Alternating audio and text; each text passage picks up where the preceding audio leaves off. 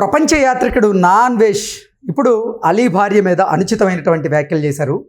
ఆన్లైన్లో బెట్టింగ్ యాప్లను ప్రమోట్ చేయడం కన్నా మీరు చనిపోవడం మేలు అన్నట్లుగా అన్వేష్ ఇప్పుడు అలీ భార్యని ఉద్దేశించి అనుచితమైనటువంటి వ్యాఖ్యలు చేసినటువంటి నేపథ్యంలో ఈ అంశం మీద మనం పూర్తి స్థాయిలో విశ్లేషణ చేసుకుందాం. ప్రస్తుతం మనతో పాటున్నారు ప్రముఖ సామాజికవేత్త, ప్రముఖ రాజకీయ విశ్లేషకులు కృష్ణకుమారి గారు. మేడంతో మాట్లాడదాం.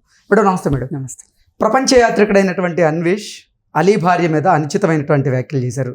ఆన్లైన్లో బెట్టింగ్ యాప్లను మీరు ప్రమోట్ చేయడం కంటే మీరు చనిపోవడం మేలు అన్నట్లుగా ఆయన మాట్లాడాడు. గతంలో కూడా ఈ బెట్టింగ్ యాప్లను ప్రమోట్ చేస్తున్నటువంటి ఇన్ఫ్లుయెన్సర్ల మీద, సినీ సెలబ్రిటీల మీద ఆయన వ్యాఖ్యలు చేయకుండా వారి కుటుంబ సభ్యుల మీద అసభ్యకరమైనటువంటి వ్యాఖ్యలు చేశారు. ఏంటి అసలు అన్వేష్ వ్యాఖ్యల్ని ఎలా చూడాలి? ఇప్పుడు అన్వేష్ ఇందాక ఇప్పుడు మీరు చెప్పిన దానికంటే కూడా ఇంకొంచెం దారుణంగానే కామెంట్ చేశాడు. ఏంటంటే వ్యక్తిత్వ హననం చేశాడు. అంటే ఏమన్నాడంటే అలీ వైఫ్ గురించి, ఇప్పుడు ఈమెకేం పోయే కాలం, బెట్టింగ్ యాప్లకి ప్రమోషన్ చేయటం ఎంతవరకు కరెక్టు అది ఇది అని అన్నాడు. నేను కూడా ఒప్పుకుంటా, ఏం పోయే కాలం అని అంటా నేను కూడా. కానీ అతను అక్కడి నుంచి దాటి ఏమన్నాడంటే, ఇప్పుడు ఆమె బెట్టింగ్ యాప్లకి ప్రమోషన్ చేసింది కాబట్టి ఆమె ఇంట్లో ఎవరో ఒకరు చనిపోవాలి అన్నాడు ఫస్ట్ మాట. రెండో మాట ఏమన్నాడంటే, పవిత్ర రంజాన్ మాసంలో ఇలా చేయడం ఎంతవరకు కరెక్టు, వాళ్ళు అన్నీ మంచి పనులే చేయాలి పవిత్ర రంజాన్ మాసంలో అని. అసలు నిజంగా అల్లానే ఉంటే గనక వాళ్ళ ఇంట్లో ఎవరో ఒకరు చచ్చిపోవాలి ఇలా మాట్లాడాడు. అంటే ఈ మాట్లాడడం వెనకమాల అతను కొంతమందిని సంతోష పెట్టడానికి మాట్లాడిన మాటలు కొన్ని ఉన్నాయి దీంట్లో. ఆ కొంతమంది ఎవరు అంటే, ఇప్పుడు ఈ దేశంలో నడుస్తున్నది అందరికీ తెలిసింది జాతీయవాదం అంటారు. జాతీయవాదం, హిందుత్వవాదం. ఇప్పుడు ఈ మొత్తం దీంట్లో మనకి ఈ కేసులు అయిన వాళ్ళందరిలో ఇద్దరు ముస్లిమ్స్. ఎవరు? ఒకళ్ళు జుబేదా అలీ భార్య, ఇంకొకళ్ళు ఇమ్రాన్. ఈ ఇద్దరు తప్పితే ఇంకెవ్వరు లేరు. మిగతా వాళ్ళందరూ హిందువులో లేదా క్రిస్టియన్సో మనకు తెలియదు ఎవరెవరు ఉన్నారు. ఏదైనా ముస్లిమ్స్ కాని వాళ్ళే ఉన్నారు. వాళ్ళకి మతం ఉందిగా, మరి వాళ్ళ దేవుడు కూడా వాళ్ళని శిక్షించాలిగా, వాళ్ళని చంపేయాలిగా. ఆ మాట ఎందుకు అనలేదు? ఎందుకు జుబేదా గురించి ఎందుకు మాట్లాడాడు? ఇమ్రాన్ గురించి ఎందుకు మాట్లాడాడు? పైగా అతను ఇమ్రాను పాకిస్తానీ ముస్లిం అని అన్నాడు. ఎవరు చెప్పారు నీకు అతను పాకిస్తానీ ముస్లిం అని? పాకిస్తానీ ముస్లిం అని ఎవరు చెప్పారు నీకు? పైగా ఇక్కడ హిందువుల కుర్రాళ్ళ డబ్బులన్నీ కొల్లగొట్టి పాకిస్తాన్కి పంపిస్తున్నాడు అన్నాడు. ఇమ్రాన్ దగ్గర అంత వ్యవహారం ఉందా? మరి అసలు నేను ప్రపంచ యాత్రికుడిని అని నువ్వు చెప్తున్నావు. నువ్వు ఒక దేశానికి నువ్వు ప్రతినిధిగా ఫీల్ అవుతున్నప్పుడు, అంటే హిందుత్వానికి నువ్వు అంత ఇదిగా మంచిగా గోడ కట్టుకోదలుచుకున్నప్పుడు, నువ్వు తిరుగుతున్న దేశాలన్నీ క్రిస్టియన్ దేశాలు. ప్రపంచంలో ఎక్కువ దేశాలు క్రిస్టియన్ దేశాలే కదా. ఆ తర్వాత ముస్లిం రాజ్యాలు, ఆ తర్వాత హిందూ రాజ్యాలు 2, 3 ఉన్నాయి, అంతేగా. మరి అలాంటప్పుడు నువ్వెలా ఆ దేశాల్లోకి వెళ్ళి ఆ దేశాల్లో ఆడపిల్లలను తిడతా, ఆటగాడు అనేటువంటి సిరీస్ని చేస్తా, చవక అని మాట్లాడుకుంటూ నువ్వు ఇలా పెచ్చిరిపోయి నువ్వెందుకు మాట్లాడుతున్నావు? పైగా ఇమ్రాన్ వాళ్ళ అమ్మ గురించి నువ్వేం మాట్లాడావు? అసలు సగం తెలుసు. అసలు బెట్టింగ్ యాప్ ని ప్రమోట్ చేసింది ఇమ్రాన్, అలాగే భయ్యా సన్నీ యాదవ్. వారిద్దరు తల్లి ఏం చేసినట్లు అదే నాకు అర్థం కావట్లా. వాళ్ళ తల్లుల జోలికి ఎందుకు వెళ్ళాడు వీడు? పైగా ఏమంటాడు ఇంకొక మాట, అసలు ఇమ్రాన్కి తండ్రి లేడు, వాళ్ళ నాన్న బతికే ఉన్నాడంట, వాళ్ళమ్మ చార్మినార్ చుట్టుపక్కల వ్యభిచారం చేసుకుంటూ బతుకుతుందని. భయ్యా సన్నీ యాదవ్ని వాళ్ళ అమ్మని ఏకంగా వ్యభిచారమే చేయమని చెప్పాడు సికింద్రాబాద్. ఆమెమో చేస్తుందని చెప్పాడు, ఈమెనేమో చేయమని చెప్పాడు. ఇప్పుడు చేస్తున్నందుకు ఆమె ఇమ్రాన్ చెడ్డోడు, మరి ఈమె చెయ్యమని చెప్తున్నాడు కదా. ఈమె చేస్తే మరి ఇప్పుడు భయ్యా సన్నీ యాదవ్ కూడా చెడ్డోడు కింద లెక్క అవుతాడుగా. సరే, ఇప్పుడు ఏం చెప్తున్నాడు? భయ్యా సన్నీ యాదవ్ వాళ్ళ అమ్మని నాన్నని గుండు కొట్టి గాడిదల మీద ఊరేగించాలంట. మరి అసలు నీ మీద కేసులు ఉన్నాయి. మరి నువ్వు మాట్లాడుతున్నటువంటి భాషకి వారి తల్లిదండ్రులను ఎవరైనా టార్గెట్ చేస్తే ఇతనికి ఎలా ఉంటది? అదే కదా. మనకి ఆ మాత్రం ఒక సంస్కారం ఉంది. ఇప్పుడు మనం ఏదన్నా మాట్లాడితే అన్వేష్ మీద మాట్లాడుతున్నాం. అన్వేష్ వాళ్ళ అమ్మ ఎవరు, వాళ్ళ నాన్న ఎవరు, వాళ్ళ తమ్ముడు ఎవరు, ఈ మాట్లాడట్లా. ఎందుకంటే మనకు మనం ఒక సంస్కారంలో ఉన్నాం, ఆ సంస్కారాన్ని కొనసాగించాలనుకుంటున్నాం.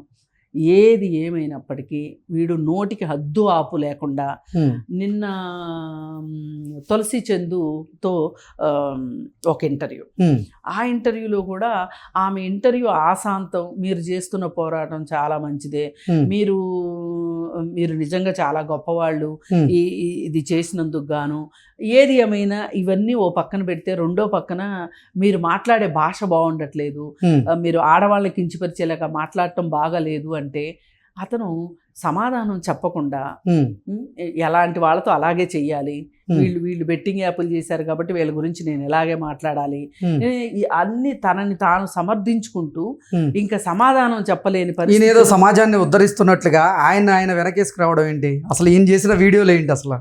అదే కదా, ఈయన చేసిన వీడియోలు ఏంటి ఇవన్నీ పక్కన పెడితే ఇక చివరికి సమాధానం ఆమె ఏమైనా సరే ఇతనితో ఆ విషయానికి సమాధానం చెప్పించాలని కూర్చుని తులసి చందు.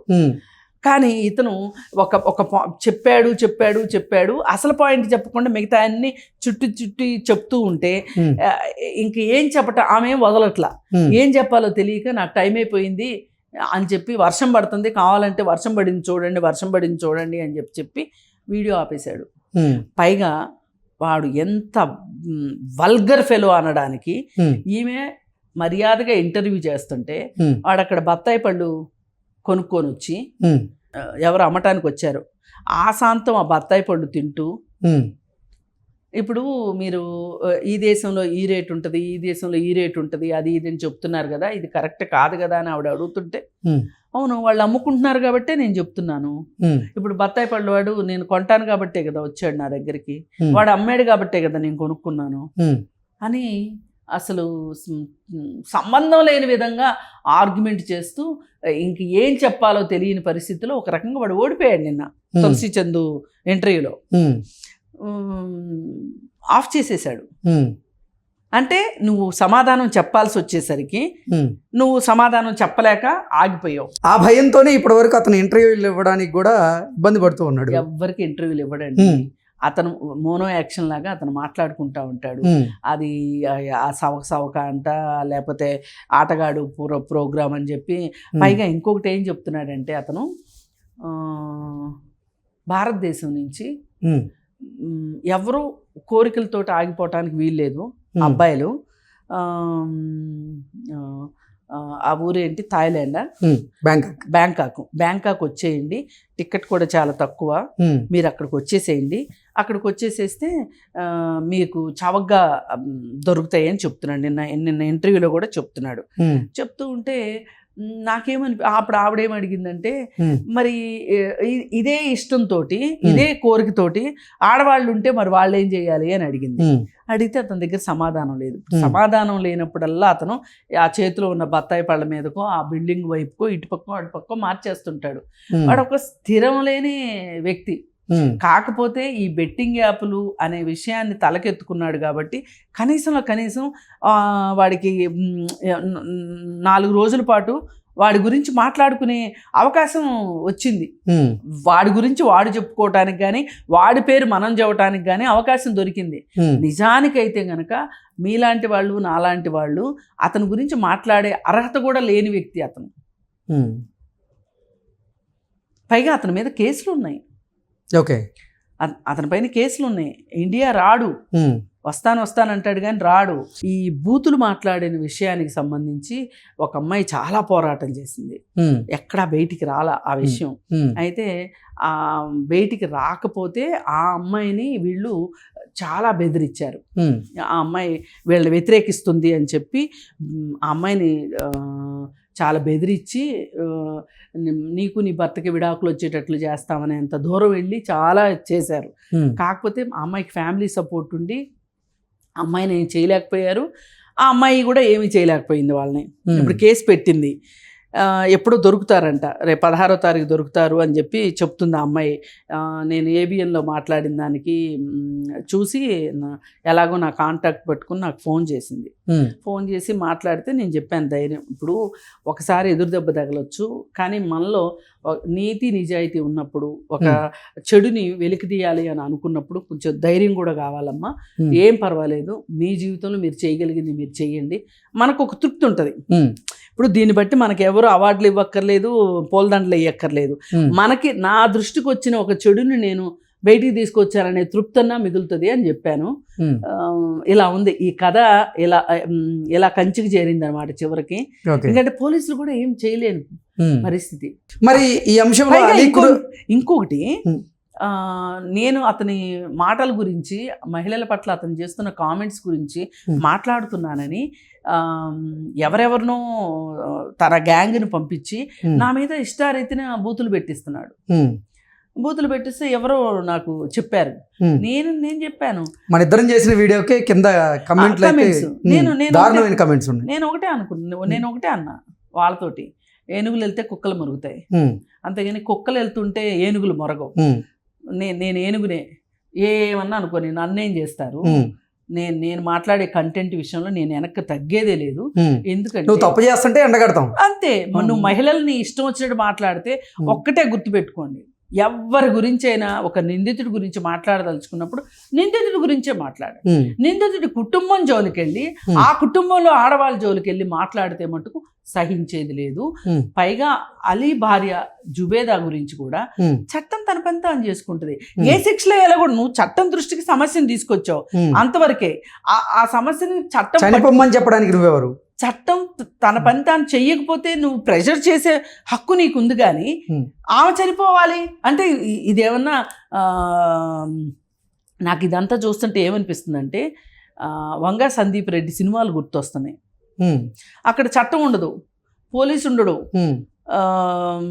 న్యాయస్థానాలు ఉండవు, జడ్జీలు ఉండదు, ఎవరు ఉండరు, అలా సాగిపోతూ ఉంటుంది కదా. అట్లాగే ఉంది వీడి సంగతి చూస్తే. ఇప్పుడు జుబేదా చచ్చిపోవాలని అనే హక్కు ఎక్కడుంది వీడికి? మరి నిజంగా వాళ్ళు చేసింది నేరమే, నేను కాదనట్లా. ఇప్పుడు వీళ్ళని నేరస్తులుగా చట్టం దృష్టికి, చట్టంలోకి తీసుకొచ్చే అవకాశం ఉంటే వీళ్ళని ఈరోజు ఏమన్నారు వాళ్ళని సాక్షులు జాబితా దీనిలోకి ఎందుకు చేరుస్తారు? అక్కడ ఏదో చట్టంలోనే లోపం ఉంది, ఆ చట్టాన్ని సవరించాలని మాట్లాడాలి మనం. అందుకే నేనేం మాట్లాడుతున్నా, ఇది రాష్ట్రాల వల్ల అయ్యే పని కాదు. ఆ ప్రయత్నం చేసి చూశారుగా, ఇక్కడ కేసీఆర్ చేశారు, అక్కడ జగన్మోహన్ రెడ్డి చేశాడు, కానీ రాష్ట్రాల వల్ల అవ్వట్లా. ఇది కేంద్రంలోనే జరగాలి, కేంద్రం స్థాయిలో జరగాలి. ఇది దానికోసం ఒత్తిడి చేద్దాం అందరం, దానికోసం పోరాటం చేద్దాం.